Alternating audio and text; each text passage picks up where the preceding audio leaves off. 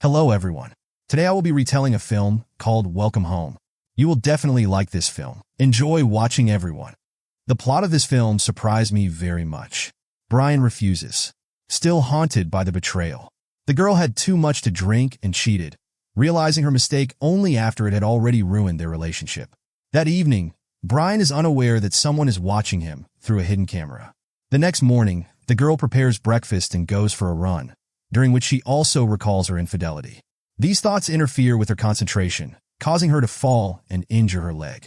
As she slowly makes her way home, she notices a car and tries to stop it. The driver turns out to be Federico, an attentive Italian living in the neighboring house the couple had seen the day before. Federico helps the girl bandage her leg and drives her home, giving her a kiss on the cheek. As he leaves, Cassie offers him coffee, but he initially refuses and leaves. A few minutes later, he returns, asking to visit. She politely invites him in, grateful for his help in a difficult moment. Soon, Brian notices the strange man in the house and treats him with distrust. Doubting Cassie's decency, Federico tells the couple about a wonderful town a kilometer away and offers to take a walk, but Brian refuses, citing other plans. Left alone, Cassie takes a shower while Brian considers a marriage proposal. A little later, he decides to break the psychological barrier, but thoughts of infidelity interfere. Brian still sees the girl's betrayal before his eyes, spoiling their romantic mood. The couple does not realize that they are being watched by a psychopath through hidden cameras. As it turns out, this is Federico, who lives nearby. Sometime later, Federico gives Cassie and Brian a ride into town so they can unwind. Along the way, Cassie confides in her neighbor, talking about meeting Brian and the problems in their relationship. Upon arriving in town, Brian thanks Federico for his help, but again becomes jealous. At some point, he reminds Cassie of the betrayal and admits that he knows about the calls from her secret admirer. The couple fights hard and Cassie decides to go home. Near the ATM, Cassie accidentally meets Federico, who is aroused by the accidental contact. Meanwhile, Brian heads to a nearby bar for a drink and some relaxation. Federico also appears there and offers to befriend and chat. Cassie, bored at home alone, decides to drink, finding a bottle of expensive wine in the basement. Meanwhile, Brian becomes more open and shares with his Italian friend the reasons for his jealousy. He reveals his girlfriend's betrayal with a work colleague and admits that he cannot forgive Cassie for it. Coming to Italy is their last chance to fix the relationship, but the feeling of injustice continues to haunt him. Noticing the way Brian looks at two attractive Italian women, Federico suggests they get to know them better. Alessandra and Isabella show increased attention to the American guest and agree to drink together. Brian feels a pang of conscience, believing that all this is wrong. But he has drunk too much and is unable to refuse the company of the hot beauties. At one point, Federico suggests playing a familiar game for the couple: 2 truths and 1 lie. The Italian names 3 facts, including that he has the keys to the couple's mansion and can visit the lonely Cassie at any time that night. Federico decides to follow through with his plan and sneaks into the house. Reaching the 2nd floor, he goes to Cassie's bedroom and touches her. Cassie, sensing this, assumes it's Brian, unaware of the psychopath. In the morning, Brian wakes up in a strange bed in a motel and realizes that he made a mistake after losing his mobile phone. He returns home as soon as possible and does not mention his betrayal. While taking a shower, Brian notices traces of Italian women's lipstick on his body and hopes to hide it from Cassie.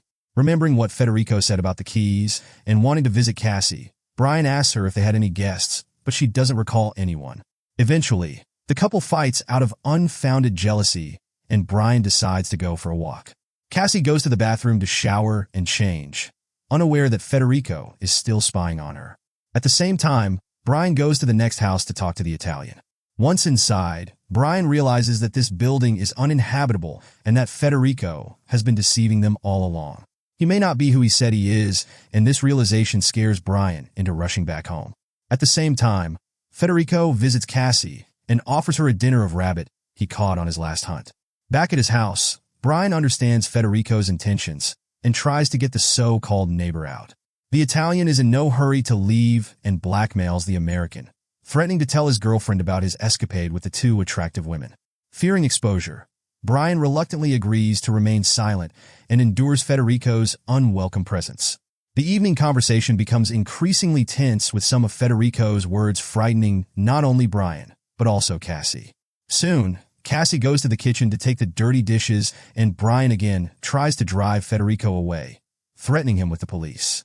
Once the neighbor leaves, Cassie admits that Federico scares her a lot, and maybe Brian's fears were not unfounded. Seeking protection, Brian calls the owner of the house to report a suspicious man hanging around. Meanwhile, Federico returns to his hideout, continuing to watch the couple through security cameras. A close friend calls the psychopath, but he ignores the call. At one point, Brian decides to be honest with Cassie, admitting that he had been drinking at a bar and met two attractive women. He doesn't deny that he drank too much, but insists he doesn't remember enjoying their company or cheating on her. Cassie forgives Brian and offers to build their relationship on trust. Soon after, Cassie goes to take a shower and asks Brian to wait for her in the bedroom. Brian goes down to the basement to get a bottle of wine, but the door suddenly closes, clearly not by accident. He starts screaming, but Cassie doesn't hear anything, as Federico, who has snuck into the house, turns on loud music. Hearing a romantic melody, Cassie goes to the bedroom and finds a gift from Brian. Meanwhile, Brian discovers a small door hidden behind a rack of bottles and finds himself in an underground passage. After navigating a simple maze, he finds an exit leading to another part of the house and successfully escapes the trap. Hearing a commotion in the kitchen, Federico realizes that Brian has gotten out and is on the run. Cassie removes the blindfold and finds her boyfriend's phone with a few missed messages on it. After watching the videos, Cassie realizes that Brian cheated on her with two attractive Italian girls at the same time. Brian is in the living room and sees on the screen what happened in the bedroom a couple of minutes ago. He assumes that Cassie cheated on him again, but this time not with a colleague, but with Federico. The psychopath watches the couple suffering through the cameras, hoping they will break up due to another conflict. Everything goes exactly as planned as Cassie and Brian accuse each other of betrayal. At one point, Cassie throws Brian's phone, accidentally breaking a mirror and revealing a hidden camera on the wall. The couple realizes that Federico has been watching them all this time. Brian decides to call the police, but Federico hurriedly returns to the house to prevent this. Resolving the conflict peacefully is not possible, as the Italian is not ready to leave witnesses and does not want to go to jail. Federico lashes out at Brian with a hunting knife, causing a fight to break out. The enemy is much stronger and tries to strangle Brian, but Cassie saves him by grabbing a cane and hitting Federico on the head, sending him into a deep knockout. Under the stress, Cassie loses control and continues to beat Federico, eventually taking his life. He seems that all the horror is over, but a car pulls up to the house, not wanting to go to jail. The couple quickly hides the traces of the crime and conceals Federico's corpse in the next room. Eduardo, the owner of the house, arrives in response to Brian's call. The couple claims that all the terrible things are over, and they are now fine. Eduardo insists on looking around to ensure their safety. It becomes clear that Eduardo and Federico were accomplices, setting up cameras to spy on couples. Federico was a psychopath, and Eduardo used the recordings to make money through blackmail. Going to the shelter, Eduardo reviews the records and realizes that the guests killed Federico. Returning to Cassie, Eduardo covers the cell with his jacket, intending to kill the guests and leave no evidence. Cassie and Brian suspect that Eduardo is not as innocent as he seems and is somehow connected with Federico, while Cassie distracts Brian tries to attack him with a cane, but Eduardo turns around in time. Cassie takes advantage of the moment to stab Eduardo in the back, whereupon Brian takes the gun from him and fires a fatal shot to the head. Soon the couple finds a room with monitors, allowing them to detect hidden cameras. Brian and Cassie destroy any traces of the case that might expose them, burning hard drives with incriminating information and burying the bodies in the garden. Afterward, they take a shower and promise each other that they will never tell anyone what happened. Having passed a difficult test, Cassie and Brian grow closer and can enjoy their time together again. However, they are unaware that a garden gnome was equipped with a camera with internet access, broadcasting their actions live. Millions of people watched but did not believe in the reality of what they saw.